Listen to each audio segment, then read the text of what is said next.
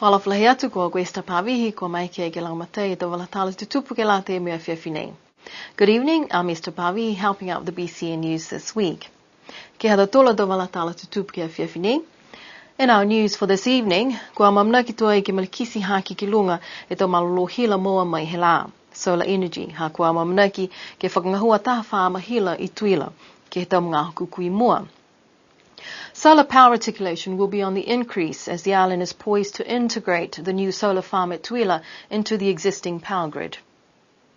Ko ka mata whakatūtū tuai e tau tula vai fōu he PAC ki he mga aho nei, moe manaki ke kamata tuwhatuwha tuai whakatūtū e tau tula vai nei ki he tau maangata ki taha he tau mga aho kukui mua.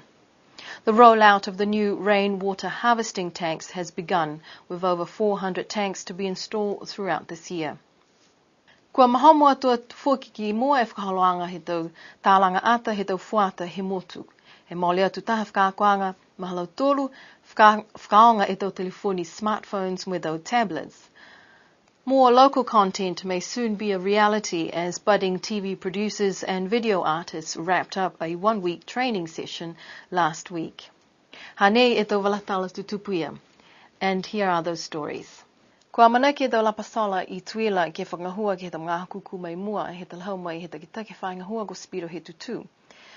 Kua matangahua nei kua lewa mo e ngahua ki ai, asi kua tāmasi fō ke e hila ke motu tunga ko kisia he mga hupungpungi ni nei.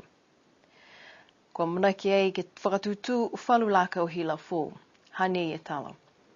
Kua mamnaki tuai e whakahaloanga nei ke whang he whaitap ka hau, he fuafua atu ke ai he tau kahonga hua he mga aho nei, tala hau mai ai taki ngā hua ko Spiro he tutu. Koe wha masola nei, kua mua atu e lahi malolo hila, ka tāwili mai ai, he tau matanga hua pehe nei, he tau mga aho kua moli. Tau tupe ne fuafua ki ai, ne fuafua kaha ke la teia mai whekau nei ke maua mai he tau pinisini ne nā kai whakaonga kaha ne fuafua ki ai. Tata atu ke ua seu a whetā ala, he tahi tau. Sui ia ka hai moia ke ufua ke tahi seu limu ufua whe elita, he tisolo kaka amnaki ke moa. I hia e tau fuafuang ke he kumkumianga he mga hoti tau se whekau nei.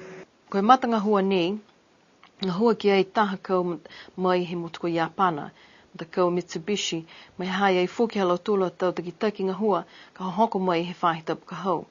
Ko tala hau e lau tolu to lingalinga ki hawhangi ai he whahitapu ka hau. O lahi e mahuinga ha koe amamanakianga ke nā kai lahi hai tau tupe ke whakamoari ke la taia mai whakatau. Kai amamanaki ke pihia. Kai tahe mena ne manati ki ai au whoki. Ne ke seki koe tau mahara I mua. Mori ni ka ono pihia he tau mga hoa mori. Ka kua manako atu te tau tangata ke whakaonga I tau koroa hila ne marolo atu. Si koe tau mena ne fuafua hai tau mga hoa mori e kua ringa kua ite whete tai atu. Kai amamanaki ka ke hokure ono anga nei ke la taia mai aila he tupe ka ke whakamori ke whakataua ki e tisolo ke whakangahua ke tau tolu tu insin. Koe mole e tahe awhi e Lapasola kua whakatūtū ai ke whamahila nei I Tuila. Moi lahi mahaki foki e Langmatei ke motu ha kua tukutuku hefo e tau whamoleanga he tau lolo pinisini ne tāwili ai. Koe katoa toa moi maupaupohana o tolu tau mena ni amanaki kei koe ue seo kilowatt ke la taia mai mua mai he mena nei. Koe tahe kai na kaha fuafua tau tolu ki ai koe 5 kilowatt. Ka fuafua moia kaha koe ringa moia ke he whangu fulu e kai na pihia. Po ke mahomo tu ki mua kaha e malolo ka mua mai lau tolu. La lafi mai ki ai, a hai e whoki ni e tau uha hila, ne maeke ke Langmatei, he tau mga aho ka marumaru ai. Ka pē ka maru ha mai la, maeke pua hila ngā ke Langmatei he mga huia, mo maeke whoki ni he pua hila, ke tauwhi po ke stoa ngā whakapalangi, e malolo mai la, ke whakaonga he tau mga aho pihia. Hai ai foki taha matanga hua pehe nei tata atu ke malewa kalele ke he mga aho nei. Ko tala hau e Spiro, he tutu kua lahi mahaki e tau matanga hua pehe nei he atu Pasifika. Wea manaki foki a niwe ke malikisi ha ke whakahanga e malolo hela ka maua mai he la, ke he tau mga aho I mua. Kua kamata whakatūtū tuai e tau tula vai mai he PAC, Moe mamnaki ke tufa moe whakatutu whakahanga ke tau maanga takitaha he tau mga hui mua. Ko te lahau mai e takitaki mtakahua nei ko Clinton Chapman, ko ono whakamua ke lau tōlu ne nākai whai ke he tau kaina moe mātutaki atu whakahanga ke tau maanga. Ko matakahua nei hawhangia he mahina te sea mo he tau komoli, ka kua lewa lahi tuai e whainga hua lau tōlu kiai. I loa mai, koe tahani nei he tau whahaloanga pēnei, ni kua mai ke pote tau tupe langamatei mai he longa e tau whahi langamatei tupe kiai. Ha nei kua kisia e tau munuina, kua moua mai he tau ngahua ia. Koe kaina nei, koe taha e tau kaina he nā kai la hoko i e vai he mautulu heo te kei, so koe nei langamatei whakamua mautulu ke tau kaina pēnei. Ko fōu i rosi galawa e ni kua langamatei mautulu tau kaina ni kua tālanga kei. Ono whakamua ke he tau maanga ne toka ke whaitua he motu, hako lau tolu ko mina whakaanga lau tolu mai he tau paumuhila ke maanga.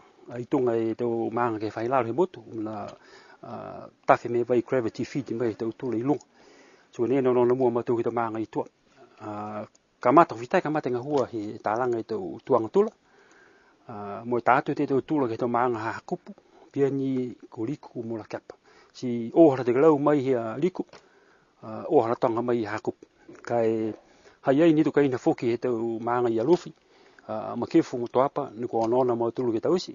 Tausi whakamua i tau kaina ia hako longa whaifare ne wha aimi te gila he tau vai lo tulu he tau mga haula ka lahe whakaanga he tau maanga. Kua holomita ke tau ngahua he talahau mai e Clinton, ka he hai ai whalu whahi ni tōtua. Mana ni ne mua te mahuinga ke ole atu ke te tangate tau kaina.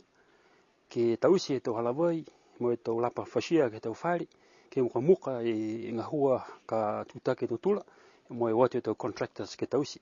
Ko e watu ni mo tūtake ke halawai kua mau, ka e whakaholo te whikau ki mua. Ka eke ni kua naka i mau e tau halawai he whalu kaina, kua whakaholo te ngahua, ke taha kaina po ke taha maanga, a tō ririu mai ke whakakia tau kaina nā he mga hala ka mau e tau halawai.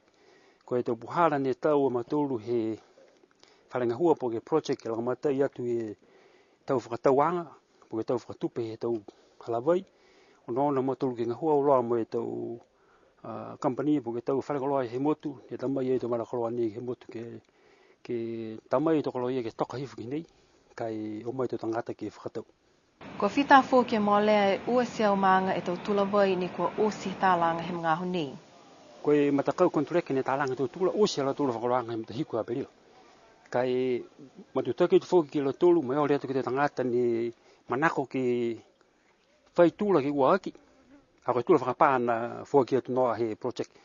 Hai ala tolu ne manako ke whai tula fōki ki lunga. Kai na kai mawhisi lahi te tongi tau tula ia, si ole atu whamawhisi. Ke o mai ke te tongi tau tula ki lunga, po ke tau extra ia.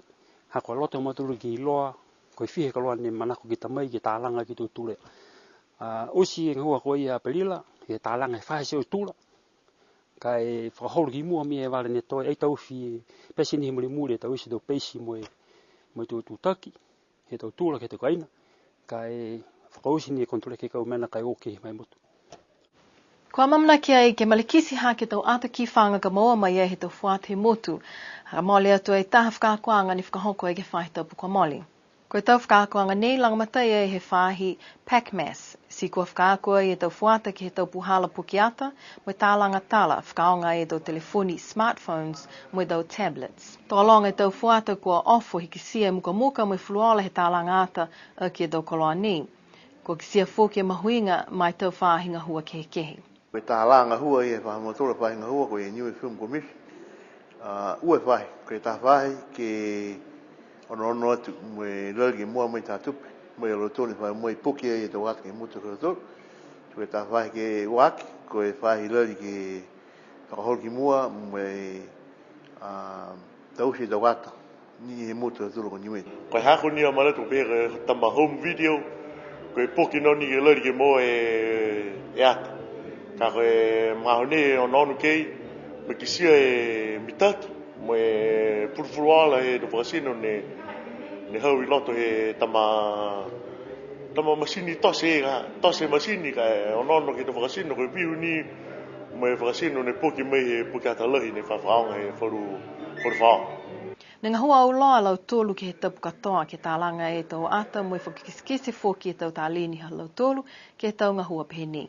Nga hoa roa mo nga sia ni ha mo to rot matal mo to puhal to nga to ke fe ka kisiak ke mga ho tunga nga pi kamata ke tausi ke pok nga sia ni mi ha me fa kisi do manat ka fe puhal ke tausi ke pok yang hat mo mga ho ka pi no ya te ke tuk si pulang mi pe nga sia ni ta sa me hana to nga to ke to ho ha fe men ko nga tek tausi Ke lahi e tau tapakianga e tau tūru po ke whakahoroanga e tau anga mutu tau tūru po e pai mouth ni tu tāla mai ni kau ni e mutu ke se ring e matua ke tam si hako nonoanga mteki lahi tau whakamena pehe nei ka eke kua nawhi ka ina tāla noa me matua me ke mea ke tauwhi e tau manatu hana ngau ke tau anga mutu e tau kori whakamotu e makau ni we me to wharu mena whuki.